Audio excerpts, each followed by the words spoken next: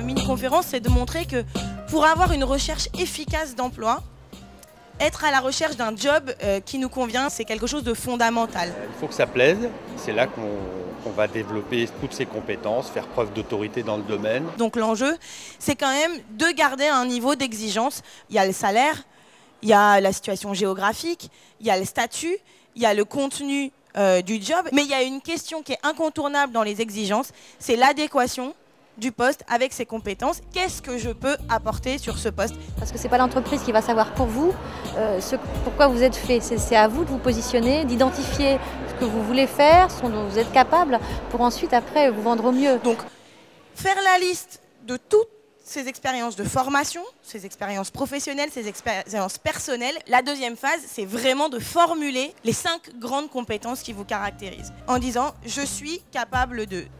Vous irez voir de l'autre côté, il y a une exposition des projets Manu Marketing des diplômes où des équipes d'étudiants font un projet de marketing de leur formation avec ces 5 « je suis capable de ».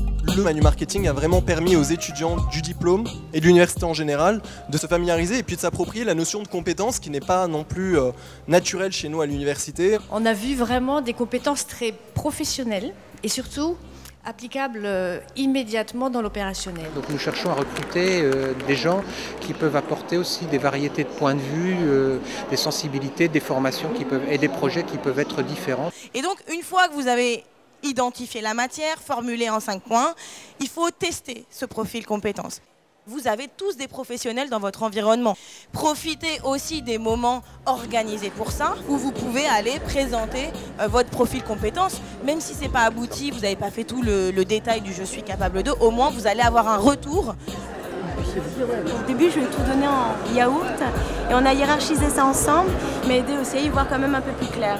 À me poser les bonnes questions, à hiérarchiser aussi mes envies, les secteurs, les métiers qui me plaisaient le plus, à réfléchir aussi en termes de compétences et à lier tout ça, à l'articuler. Une fois qu'on a travaillé sur son profil, la question c'est qu'est-ce qui existe sur le marché du travail qui peut correspondre à mon profil? Il y a 18 millions d'emplois qui sont créés chaque année en France. Alors, quand le taux de chômage augmente, ça veut dire qu'il y en a plus qui sont détruits. Mais ce n'est pas les mêmes. Combien d'emplois sont créés? Dans quel domaine? Sur quel métier? Le magazine de la Manu, où on découvre les secteurs, les entreprises qui recrutent, les métiers porteurs. Il y a un espace qui s'appelle Moi sur le marché de l'emploi. Vous avez des consultants de page personnel qui sont des spécialistes du marché de l'emploi qui peuvent vous dire un peu quelles sont les tendances. On a une demande d'experts qui s'adresse très directement à ceux qui suivent des cursus scientifiques. L'entreprise est en train de s'humaniser.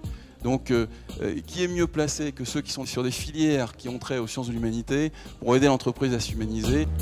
Les candidatures, c'est quand même un travail qui est à faire de façon qualitative.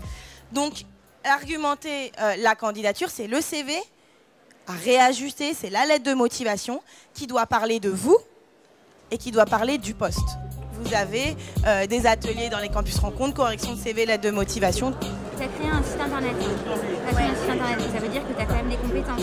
Si vous faites quelque chose qui plaît à tout le monde, vous êtes sûr qu'à 100%, vous êtes dans la moyenne et qu'on ne va pas vous remarquer particulièrement par rapport à un autre. Donc jouez quand même le fait de sortir du lot, vos atouts à mettre en avant, donc faire preuve d'imagination, relooker son CV, travailler le personal branding.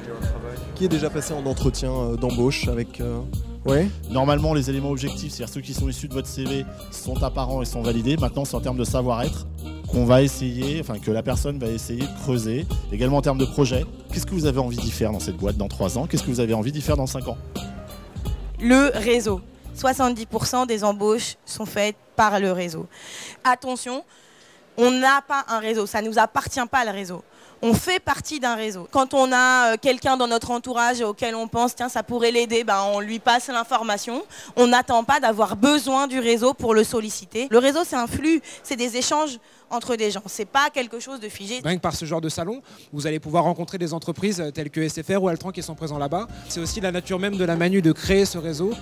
Alors on a rencontré effectivement pas mal d'étudiants, des étudiants qui se cherchent, d'autres qui arrivent déjà avec une volonté particulière de travailler dans un de nos métiers. J'ai vu tout à l'heure quelqu'un qui souhaite effectivement intégrer un stage dans des métiers de la finance. Donc Moi, je lui ai montré effectivement une offre qui pourrait l'intéresser et j'ai recueilli son CV.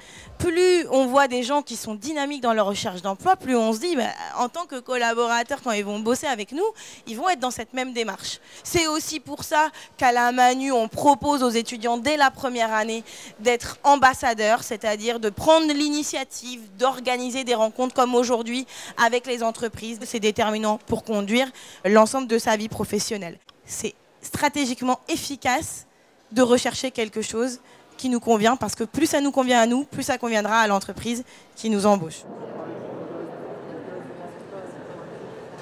J'ai bien compris avec cette mini-conférence qu'on était véritablement offreur de compétences. Je sais que moi, c'est ce genre de parcours qu'il faut que je suive, ce genre d'état d'esprit qu'il faut que je garde, que tout est bon à prendre, toute expérience est bonne à prendre et qu'il faut que je sache en retirer quelque chose d'utile pour mon futur employeur.